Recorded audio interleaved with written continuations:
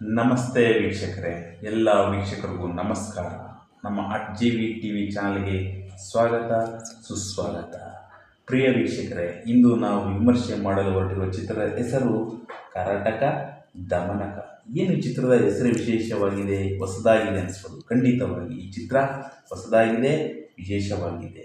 ಇದು ನರಿಗಳ ನಾಟಕ, ನೀರಿನ ಊಟಕ, ಜಾತ್ರೆಯ ಜಾತಕ, ಹೃದಯದ ತಕತಕ, ಯಾರು ಈ ಊರಿಗೆ ಮಾರಕ. ಈ ಪ್ರಶ್ನೆಗೆ ಉತ್ತರ ನೀವು ಹುಡುಕಲು ಚಿತ್ರವನ್ನು ನೋಡಲೇಬೇಕು.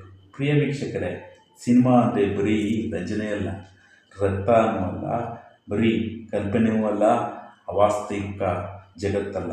ಅದು ನೈಜ ಬದುಕನ್ನು ತೋರಿಸುವ ಸ್ಪಂದನಾತ್ಮಕ ಗುಣ ನಮ್ಮ ಚಲನಚಿತ್ರ. ಅಂಥ ಒಂದು ಸ್ಪಂದನೆ ಚಿತ್ರ ಈ ವಾರ ಬಿಡುಗಡೆಯಾದ ಕರಟಕ ದಮನಕ. ಈ ಚಿತ್ರದ ಕತೆ ತುಂಬ ವಿಶೇಷವಾಗಿದೆ, ಸಮಾಜಕ್ಕೆ ಅವಶ್ಯಕವಾಗಿದೆ. ಕಳ್ಳತನ, ತಂತ್ರಗಾರಿಕೆ, ಬದಲಾವಣೆ, ಮನಪರಿವರ್ತನೆ, ನಂಬಿಕೆ ಸುತ್ತ ನೀಡುವಂಥ ಈ ಚಿತ್ರ ಬಹುತೇಕ ಹಳ್ಳಿಗರನ್ನು ಮನಸೆಳೆಯುತ್ತದೆ. ನಿಜವಾಗಲೂ ಈ ಚಿತ್ರ ಸನ್ನಿವೇಶಗಳು, ನೆನಪುಗಳು ಹಳ್ಳಿಗರನ್ನು ಮಂತ್ರಮುಗ್ಧರಾಗಿ ಮಾಡುವಂತೆ ಮಾಡುತ್ತದೆ. ಅದೇ ಸಂದರ್ಭದಲ್ಲಿ ಹಳ್ಳಿಯ ವಾಸ್ತವಿಕತೆ ಸಹ ನಮಗೆ ತಿಳಿಸಿಕೊಡುತ್ತದೆ. ಈ ಚಿತ್ರದ ನಿರ್ದೇಶಕರಾದ ಯೋಗರಾಜ್ ಭಟ್ ಅವರಿಗೆ ಖಂಡಿತವಾಗಿ ನಾವು ಅಭಿನಂದನೆ ಸಲ್ಲಿಸಲೇಬೇಕು.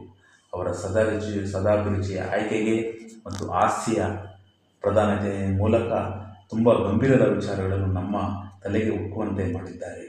ಅವರು ಬರಹದಲ್ಲಿ ಬಕಾಸುರನಂತೆ ಮನಬಂದಂತೆ ಹಾಡುಗಳು ಬರೆದರೂ ಸಹ ಆ ಹಾಡುಗಳಲ್ಲಿ ಬದುಕಿನ ಸತ್ಯಗಳನ್ನು ಮತ್ತು ತತ್ವಶಾಸ್ತ್ರವನ್ನು ನಮಗೆ ತಲುಪುವಂತೆ ತಿಳಿಸಿದ್ದಾರೆ. ನಿಜವಾಗಲೂ ಸಹ ಯೋಗರಾಜ್ ಭಟ್ ಅವರಿಗೆ ವಿಶೇಷವಾದ ಒಂದು ನಮಸ್ಕಾರವನ್ನು ನಾವು ಹೇಳಲೇಬೇಕು. ಇನ್ನು ಈ ನಟನೆ ವಿಚಾರಕ್ಕೆ ಬಂದರೆ, ಶಿವರಾಜ್ ಕುಮಾರ್ ಅವರು ತಮ್ಮ ಎನರ್ಜಿ ಮತ್ತು ಎಮೋಷನ್ ಎಕ್ಸ್ಪ್ರೆಸ್ ಮೂಲಕ ಎಲ್ಲರಿಗೂ ಸಹ ಇಷ್ಟ ಆಗ್ತಾರೆ. ಅದೇ ರೀತಿಯಾಗಿ ಪ್ರಭುದೇವರು ಯಥಾರ್ಥವಾಗಿ ತಮ್ಮ ವಿಶೇಷವಾದ ಡ್ಯಾನ್ಸ್ ಮುಖಾಂತರ ಹಾಗೂ ವಿಶೇಷವಾಗಿ ಅವರ ಕಾಮಿಡಿ ಟೈಮಿಂಗ್ ಮುಖಾಂತರ ಎಲ್ಲರಿಗೂ ತುಂಬ ಇಷ್ಟ ಆಗ್ತಾರೆ. ಅವರ ಕಾಮಿಡಿ ಟೈಮಿಂಗ್ಸ್ ಅಂತೂ ತುಂಬ ಚೆನ್ನಾಗಿ ಮೂಡಿಬಂದಿದೆ. ಅದು ಕೊನೆಯವರೆಗೂ ಸಹ ನಮ್ಮನ್ನು ಸೆಳೆಯುತ್ತದೆ. ಬಹುದಿನಗಳ ನಂತರ ಅವರು ನಮ್ಮ ಕನ್ನಡ ಚಿತ್ರದಲ್ಲಿ ನಟಿಸುವುದೇ ತುಂಬ ಖುಷಿಯ ವಿಚಾರ. ಅದನ್ನು ನೋಡುವುದು ನಿಜವಾಗಲೂ ಒಂದು ಹೆಮ್ಮೆಯ ಸಂಗತಿ ಅಂತ ಹೇಳ್ಬೋದು. ಮತ್ತೊಂದು ಬಾರಿ ಹೇಳುವುದಾದರೆ, ತೆನಕಳ್ಳಿ ಭರಣಿಯವರು ತೆಲುಗಿನ ಖ್ಯಾತ ನಟರು. ಅವರು ತಂದೆಯಾಗಿ, ಹಳ್ಳಿಯ ಮುಖಂಡರಾಗಿ, ಊರನ್ನು ಉಳಿಸಿಕೊಳ್ಳುವ ಪಾತ್ರದಲ್ಲಿ ಜೀವಿಸಿದ್ದಾರೆ ಎಂದೇ ಹೇಳ್ಬೋದು. ಅವರ ನಟನೆ ನಮ್ಮ ಹೃದಯಕ್ಕೆ ತಲುಪುತ್ತದೆ, ನಮಗೆ ಒಂದು ವಿಶೇಷವಾದ ಅನುಭವವನ್ನು ನೀಡುತ್ತದೆ. ಅದೇ ಥರನಾಗಿ ದೊಡ್ಡಣ್ಣ, ರವಿಶಂಕರ್, ರಂಗಾಯಣ, ರಾಕೋಲೆ ಮುಂತಾದವರು ಸಹ ತಮ್ಮ ಪಾತ್ರಗಳಿಗೆ ನ್ಯಾಯ ಒದಗಿಸಿದ್ದಾರೆ.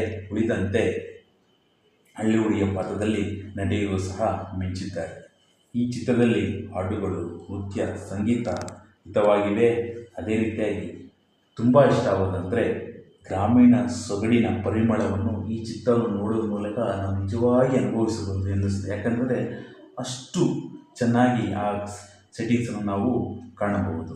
ಅಷ್ಟು ಚೆನ್ನಾಗಿ ಆ ಒಂದು ಸೆಟ್ಟಿಂಗ್ಸು, ಹಾಡುಗಳು ನಮಗೆ ತುಂಬ ಇಷ್ಟ ಆಗುತ್ತೆ. ಅದೇ ಥರವಾಗಿ ನೀರಿದ್ದರೆ ಜನ, ಜನ ಇದ್ದರೆ ಊರು, ಊರಿದ್ರೆ ನಾಡು, ನಾಡಿದ್ರೆ ದೇಶ, ದೇಶ ಇದ್ರೇ ಪ್ರಪಂಚ.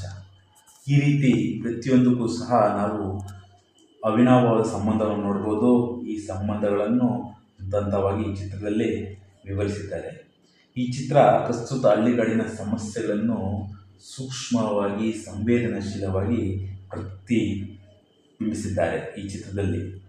ಅದೇ ಥರನಾಗಿ ಈ ಚಿತ್ರದ ಕ್ಲೈಮ್ಯಾಕ್ಸ್ ಅಂತೂ ಈ ಚಿತ್ರಕ್ಕೆ ವಿಶೇಷವಾದ ತೂಕವನ್ನು ನೀಡಿದೆ, ನಮ್ಮ ಮನಸ್ಸನ್ನು ಗೆದ್ದಿದೆ ಅಂದರೆ ತಪ್ಪಾಗಲಿಕ್ಕಿಲ್ಲ. ನನಗಂತೂ ಸಂಭಾಷಣೆ ತುಂಬ ಇಷ್ಟ ಆಯಿತು. ಅದರಲ್ಲಿ ನಾವು ಬೇಡಿ ಹಾಕಿದರೂ ಸಹ ನಾವು ಬಿಡುಗಡೆ ಹೊಂದಿದ್ದೀವಿ ಎಂಬ ಮಾತು ತುಂಬ ಇಷ್ಟ ಆಯಿತು.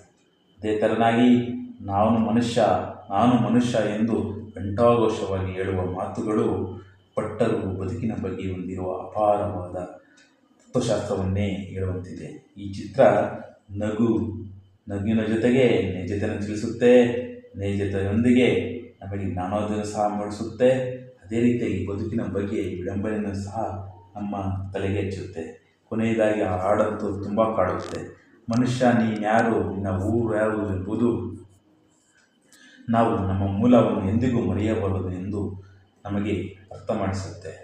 ಕೊನೆಯ ಹಾಡು, ಊರನ್ನು ಕೊಂದವರು ಯಾರು ಎಂಬ ಮಾತು ನಾವು ಇಂದಿನ ಹಳ್ಳಿನ ದುಸ್ಥಿತಿಗೆ ಕಾರಣವಾದ ಪ್ರತಿಯೊಂದು ವಿಚಾರಗಳನ್ನು ನಾವು ಪ್ರಶ್ನಿಸುವಂತೆ ಮತ್ತು ಅದಕ್ಕೆ ಪರಿಹಾರ ಹುಡುಕುವಂತೆ ಮಾಡುತ್ತೆ. ಈ ಚಿತ್ರದ ಕೆಲವು ಮೈನಸ್ಗಳನ್ನು ಹೇಳಬೇಕಂತಂದರೆ, ವೈಯಕ್ತಿಕವಾಗಿ ನಾನು ಅನಿಸಿದ್ದು, ಈ ಚಿತ್ರದ ಕತೆ ಚೆನ್ನಾಗಿದೆ, ಆದರೂ ಇನ್ನೂ ಸ್ವಲ್ಪ ವೇಗವಾಗಿರಬೇಕಿತ್ತು ಅನಿಸ್ತು. ಅದೇ ಥರವಾಗಿ ಈ ಚಿತ್ರದ ಕೊನೆಯಲ್ಲಿ ಎಲ್ಲ ಸಮಸ್ಯೆಗಳ ಪರಿಹಾರವನ್ನು ತಕ್ಷಣ ರೀತಿಯಲ್ಲಿ ನೀಡಿದರೆ, ಇನ್ನೂ ವಾಸ್ತವಿಕವಾಗಿ ಅತ್ಯಂತ ಸವೀರವಾಗಿ ನೀಡಿದರೆ ಈ ಚಿತ್ರದ ಪರಿಣಾಮ ಇನ್ನೂ ಹೆಚ್ಚಾಗುತ್ತಿತ್ತು ಎಂದು ನನ್ನ ವೈಯಕ್ತಿಕ ಭಾವನೆ. ಎನಿವೇ, ಈ ಚಿತ್ರವೊಂದು ತುಂಬ ಚೆನ್ನಾಗಿದೆ. ವೃದ್ಧಾಶ್ರಮ ಆಗುತ್ತಿರುವ ಊರುಗಳಿಗೆ ಮರಳಿ ಬನ್ನಿ ಎಂದು ಯುವಕರನ್ನು ಕರೆದಂತೆ ಇದೆ ಈ ಚಿತ್ರ. ಊರನ್ನು ಮರೆತವರಿಗೆ ಊರಿನ ನೆನಪುಗಳನ್ನು ನೀಡುತ್ತದೆ. ಒಟ್ಟಾರೆಯಾಗಿ ಈ ಚಿತ್ರ ಹೇಳುವುದಂತಂದರೆ, ನೀರನ್ನು ಉಳಿಸಿ, ನಿಮ್ಮ ನೆಲವನ್ನು ಗೌರವಿಸಿ, ಮನುಷ್ಯರಾಗಿ ಜೀವಿಸಿ ಎಂಬ ಸಂದೇಶವನ್ನು ನೀಡುತ್ತದೆ. ಕರಟಕ ದಮನಕ, ಜೈ ಜೈ ಕರ್ನಾಟಕ. ನನ್ನ ವಿಮರ್ಶೆಯನ್ನು ನಾನು ಒಂದು ಸಣ್ಣ ಕವಿತೆಯ ಮೂಲಕ ಕೊನೆಗೊಳಿಸಲು ಇಚ್ಛಿಸ್ತೀನಿ ವೀಕ್ಷಕರೇ. ಊರು ಅಂದರೆ ಬರೀ ಬದುಕುವ ಜಾಗವಲ್ಲ, ಅದು ಬದುಕುವ ಜನರ ಉಸಿರು. ಜಾತ್ರೆ ಅಂದರೆ ಬರೀ ಜನರು ಸೇರುವ ಜಾಗವಲ್ಲ, ಅದು ಸಾಂಸ್ಕೃತಿಕ ಸಂಭ್ರಮ, ಸಂಸ್ಕೃತಿಯ ಸಾಗರ. ಊರಿನ ಮಣ್ಣಿನ ಕಣದಲ್ಲೂ ಮರೆಯದ ನೆನಪುಗಳಿವೆ. ಬದುಕು ಕಟ್ಟಿದ ಬಾಂಧವ್ಯದ ಗೂಡು ನಮ್ಮ ಊರು. ಹೆಮ್ಮೆಯಿಂದ ಹೇಳಿ ನಿಮ್ಮ ಹೆಸರಿನ ಮುಂದೆ ನಿಮ್ಮ ಊರಿನ ಹೆಸರು. ಹೆಮ್ಮೆಯಿಂದ ಹೇಳಿ ನಿಮ್ಮ ಹೆಸರಿನ ಮುಂದೆ ನಿಮ್ಮ ಊರಿನ ಹೆಸರು. ಮರೆಯಬೇಡಿ ಎಂದೆಂದಿಗೂ, ಎಲ್ಲೇ ಇದ್ದರೂ, ನೀವೇನೇ ಆಗಿದ್ದರೂ, ಎಂದೆಂದಿಗೂ ನಿಮ್ಮ ಊರೇ ನಿಮ್ಮ ಉಸಿರು. ಧನ್ಯವಾದಗಳು ವೀಕ್ಷಕರೇ, ಧನ್ಯವಾದಗಳು. Thanks for